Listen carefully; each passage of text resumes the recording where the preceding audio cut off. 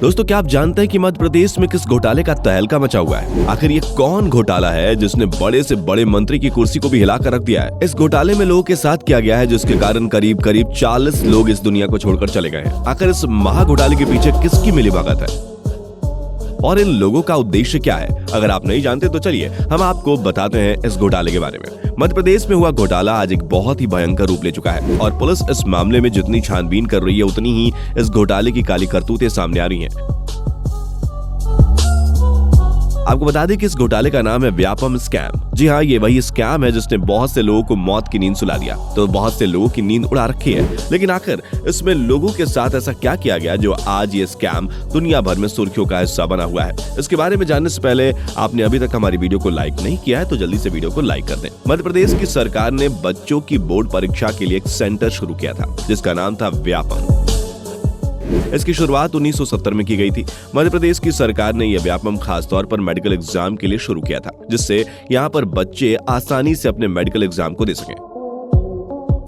फिर सन 1982 में इंजीनियरिंग के एग्जाम को भी इसमें शामिल कर दिया गया। जब ये दोनों सफलतापूर्वक इस व्यापम में होने लगे तो सरकार ने इसमें सन 2000 के बाद स्टेट लेवल के कंपटीशन को भी शामिल कर दिया और इस तरह व्यापम के अंदर ही पुलिस के एग्जाम्स, डॉक्टरी के एग्जाम, पुलिस की बड़ी बड़ी पोस्ट को भी इसके अंडर कर दिया गया और यही इन सब को कंडक्ट करने लगा और ये व्यापम उनकी मेहनत के अकॉर्डिंग उन्हें नंबर देकर पास या फेल करने लगा।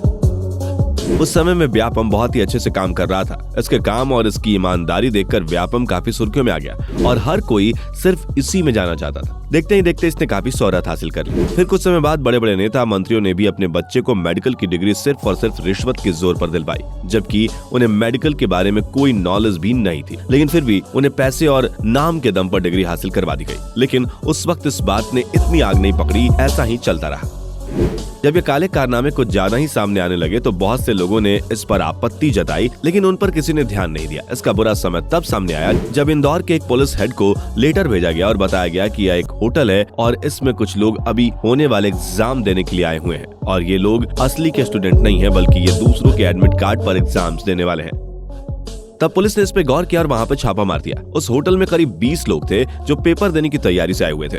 जैसे उन्हें पुलिस की भनक लगी वो अपने बैग लेकर वहां से फरार हो गए। लेकिन जब पुलिस के हाथ उनका बैग लगा तो उसके अंदर एक एडमिट कार्ड निकला, जिससे पुलिस को यकीन हो गया कि यहाँ ऐसे ही कामों को अंजाम दिया जा रहा है। यह घोटाला ज्यादातर इंजीनियर, पुलिस और डॉक्टर के एग्जाम्स में किया जाता था। जब पुलिस ने इसकी छानबीन की तो उन्होंने करीब 300 लोगों को गिरफ्तार किया और 500 लोग पुलिस के हाथ से बचकर भाग गए। साथ ही उन स्टूडेंट्स को भी पकड़ा गया जो जाली एग्जाम्स देने के लिए आए थे और उनके माँ बाप को धर दबोचा गया। और सिर्फ यही नहीं बल्कि व्यापम के स्टाफ और ऑनर को भी गिरफ्तार किया गया। मध्य प्रदेश के गवर्नर राम नरेश यादव जब इस मामले में SIT को जाँच दी गई तो SIT ने इसकी जाँच की और पता चला कि उनके OSD भी इस घोटाले में हिस्सा थे।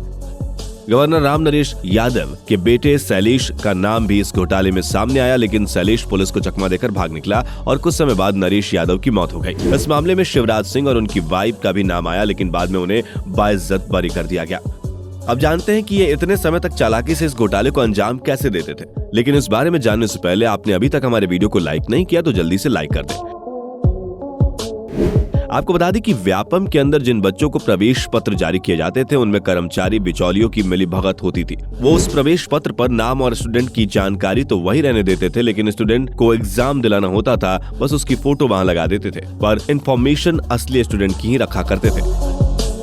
जब एग्जाम पूरा हो जाता था तो कंप्यूटर के डाटाबेस की मदद से वो फोटो बदल दिया जाता था। जो बच्चा नकली एग्जाम को लिखता था उसे ये लोग 2 लाख से 5 लाख रुपए तक दिया करते थे। इसके अलावा OMR शीट और फर्जी फिक्शन करके इन बच्चों को उन बच्चों के पास बिठाया जाता था जिनका एग्जाम होता था, जिससे ये उन्हें आसानी से नकल करा सके और उन्हें पेपर करने में पूरी तरह से मदद कर सके। इन लोगों ने एक शातिर तरीका अपनाया जिससे ये लोग ना पकड़े जाएं। इन्होंने सोचा कि अगर एडमिट कार्ड मैच ही नहीं होगा तो हम पकड़े भी नहीं जाएंगे, इसलिए इन्होंने कंप्यूटर में डाटा सेव करने के बाद फॉर्म को जला दिए जिससे इनकी काली करतूत का पर्दाफाश ना हो सके और ये अंदर ही अंदर इन घोटालों को अंजाम देते रहे। अब ये सवाल उठता है कि आखिर ये घोटाला पुलिस और जनता के सामने आया कैसे? तो आपको बता दें कि सन 2007 से 2008 के बीच व्यापम में बहुत सी कमियां देखने को मिली और इसी दौरान PMT के एग्जाम में कुछ गड़बड़ी भी देखने को मिली, जिसकी वजह से कुछ लोगों ने इसके खिलाफ FIR भी दर्ज कराई।